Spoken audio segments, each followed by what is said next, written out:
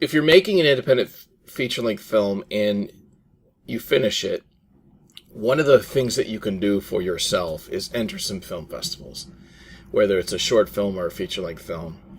And I've done videos on how to select those festivals and look up, look for fests that your film's going to, be fit in, and you'll have a better chance of getting into those festivals and whatnot. But if you're entering festivals outside of the United States, which I frankly would recommend, you'd be surprised how many people outside of the U.S. may be interested in your work. And in the case of Video Dreams, we did enter an awful lot of film festivals outside of the U.S. and so far they've really in the UK we've had great success there, playing in 3 or 4 film festivals so far there, and all around the world. Italy, I think 1 or 2 in Italy, 3 in France, 3 or 4 in France actually. So they will typically, some festivals, depending on how they operate, will ask for a few different things. A digital cinema package, which I've done a video on how to convert your film. Let's say you have like an Apple ProRes 4K. You want to convert that to a DCP. I made a video on how to do that.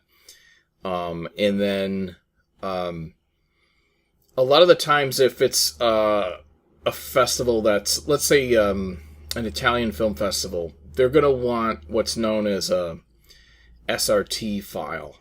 That's essentially closed captioning. And the closed captioning for your film is, the closed caption that comes across the text that comes across the bottom. Because those film festivals have to then reinterpret and change those to Italian. So, and they have to do it essentially by hand to make sure it's not all messed up. So I'm in Premiere now, the latest Adobe Premiere. If you have the absolute latest Premiere, what you can do is you have your film under captions. There'll be a button here, and you could actually generate captions. So you generate the captions, and then from there, under here, these 3 dots, you go over to transcript, and then you could export. You can export a transcript, but I'm sorry, let's go back to captions. You can export a SRT file. That's, SRT file. And here's the problem. I did that. I was in a rush. One festival wanted it. I figured out how to do it, and I kicked it out really quick. Well, lo and behold, as good as AI is, once you have people talking on a set or something, like Mark of the Beast on the set, and there's natural sound, there's ambient noise in the background. The audio quality is not narration quality. Well, the AI can't pick it up properly, and you'll get some pretty hilarious things and interpretations. But so the key is, when you do that, when you generate the closed captioning files, you have to then go in and manually correct any ones that are messed up or any ones that are missed. And so I was under some pressure to get this done. I only had 2 days to get it done. So the other, 2 days ago, I sat down and I spent 5 hours debugging that script so then I can then export it. The good thing about having the corrected XRT file is that you now have accurate closed captioning for your film. So if your film is distributed through a variety of these distribution companies, I like MVD, but even like Vinegar Syndrome, I believe they wanted a SRT for American Expendables. And so I now have one for Video Dreams. So when I do go approach a distribution company, when you sign your film on for them to put it out, there's a list of deliverables. Obviously, you need a master. You're probably going to need a 4K master at this point, unless it's a older project. Maybe it's a 1080p master you're working with or whatever. American Expendables was 1080p. You can you're going to have all your extras. If it's a Blu-ray, let's say, you'll have extras and stuff like that, interviews and whatnot. But yeah, all your paperwork, all the releases that your talent has signed, or people you interviewed, or whatever, depending if it's a narrative or not. So there's a number of things that you deliver. So anyway, that's how you create closed captioning right within Premiere Pro, latest Premiere Pro. But like I said, you will have to go through manually because it's the only way to make it reliably accurate. So that's something. So that's that. Quick announcement on the film festival circuit with my latest film, Video Dreams, VHS Massacre Story.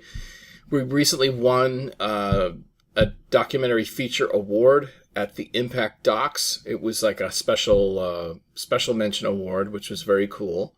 And that marks the 11th win in the film festival circuit for Video Dreams. We have a number of film festivals coming up. The Lake County Film Festival, I believe that's screening on the 6th and the 14th, I believe. Check out details on Lake County Film Festival on the website. And then Torino Underground and Spirit of Independence. Those are both at the end of September. Very excited about those. They're big, both very important. Spirit of Independence is a BIFA qualifying, British Independent Film Award qualifying film festival, which is like, kind of awesome. And then Phantasmagoria Film Festival in Wales, screening there. There's a few others. Synesthesia is playing in Portugal, and I'll have some more festival dates. I should know more in the next few days about what's going on. We have some notifications coming down for film festivals in late August. And then September is going to be very interesting. We're either going to get it's going to be very interesting. We entered some very big festivals, and we're going to be hearing back from them. What I've noticed, the trajectory of Video Dreams, we've entered 90 film festivals now. I counted it 90 even. And we'll probably get to 100 by the time the festival runs over, because it's just time. This is the doc to push.